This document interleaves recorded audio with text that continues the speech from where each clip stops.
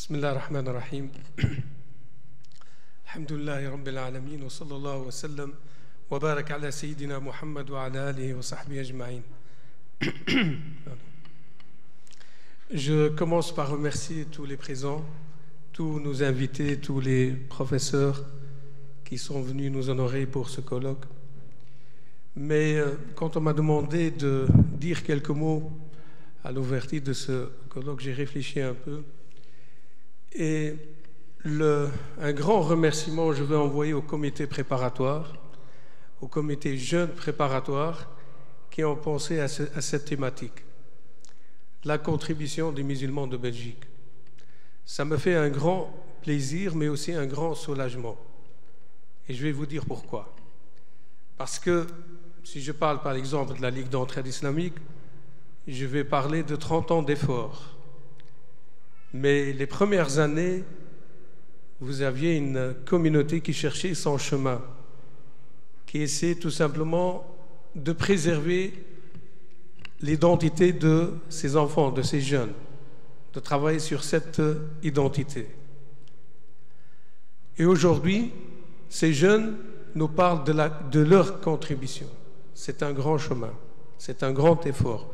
Si on ne le voit pas, peut-être sur papier, mais quand on voit le cheminement qui a été fait de jeunes qui, dans les années 80, on leur demande de s'intégrer dans la société. Donc déjà, on leur dit, il y a un problème chez vous.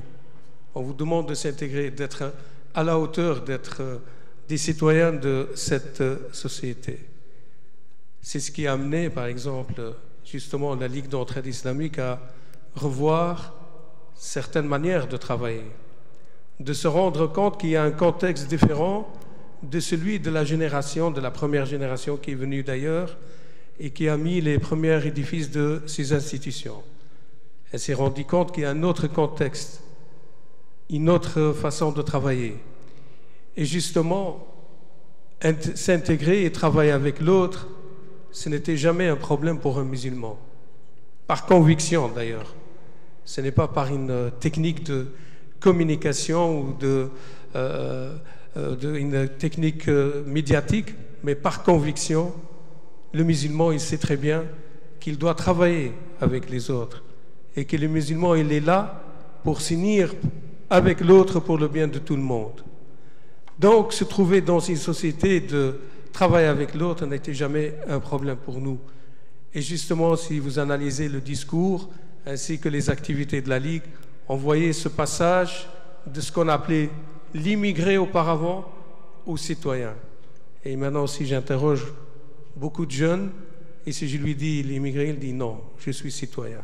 Citoyen musulman belge. On a du mal à parler, à faire dire que c'est possible d'être musulman et belge, je ne vous le cache pas. C'était un peu étrange pour certains. Comment dire musulman belge? Comme si le musulman ne peut pas être un acteur dans toutes les sociétés. L'islam, dans son message, dans l'essence de son message, il était toujours avec l'autre, il a avec cette dimension universelle pour travailler avec le bien de tout le monde.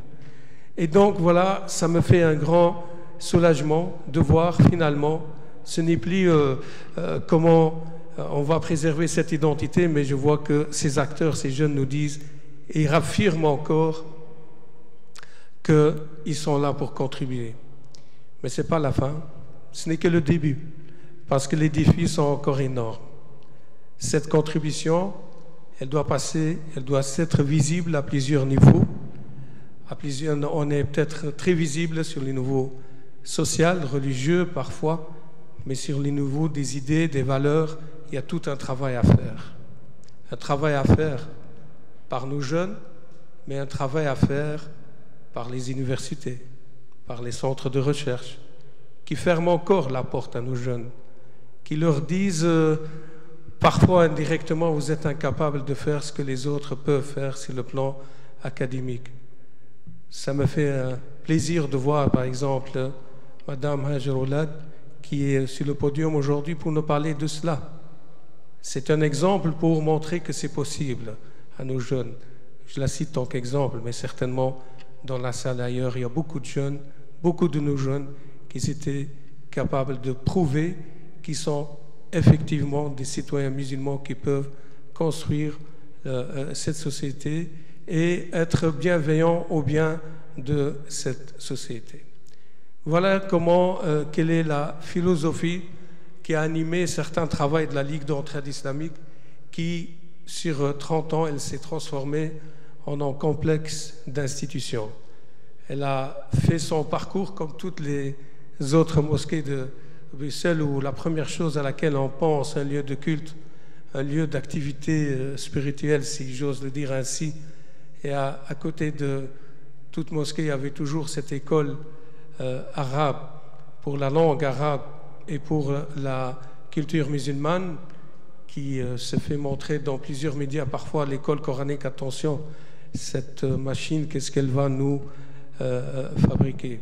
Mais la Ligue d'entraide islamique, elle a, par la diversité de ses activités, de ses institutions, elle a pu couvrir un champ d'action très varié sur le plan social, sur le plan spirituel. Et on n'ose pas et on ne veut pas aller très loin dans la politique, mais on était obligé aussi de tenir compte de la donne politique dans ce pays et de travailler avec les représentants et les responsables politiques. Pour ne citer qu'un seul exemple, je suis certain et convaincu que la Ligue d'entraide islamique Mosquée El Khalil était la première en Belgique et à Bruxelles d'avoir pensé à inviter le bourgmestre de la ville au sein de la mosquée de se mettre debout à la place de l'imam de la mosquée pour parler aux fidèles. C'était un message qu'on a passé dans les années 90 où un grand discours à ce moment-là qui régnait, est-ce l'intégration, est-ce l'assimilation, et je n'en parle pas. Je suis aussi soulagé de voir les ouvrages qui parlent de la présence musulmane évoluer. Dans les années 80, on était tous choqués par le premier ouvrage, l'islam transplanté, mais je crois que l'auteur lui-même, quelques années après, il a revu un peu sa manière de voir la présence de l'islam. Voilà comment un colloque pareil pourrait être utile pour nous, tant que communauté musulmane, mais aussi utile pour la société musulmane et d'une manière générale pour notre pays. On est, comme il a dit Oussama, on est en retard, je ne vais pas encore prolonger, mais je suis certain que dans la suite des conférences et des séminaires, ce genre de questions sera encore développé en profondeur. Encore une fois, soyez les bienvenus. Wa barakallahu fikum. Peut-être un verset qui me vient aussi à l'esprit à l'instant en parlant de tout cela, c'est que le Coran, il confirme bien qu'un croyant, il est là, pas pour se réserver dans un coin tout à fait spirituel, mais d'agir.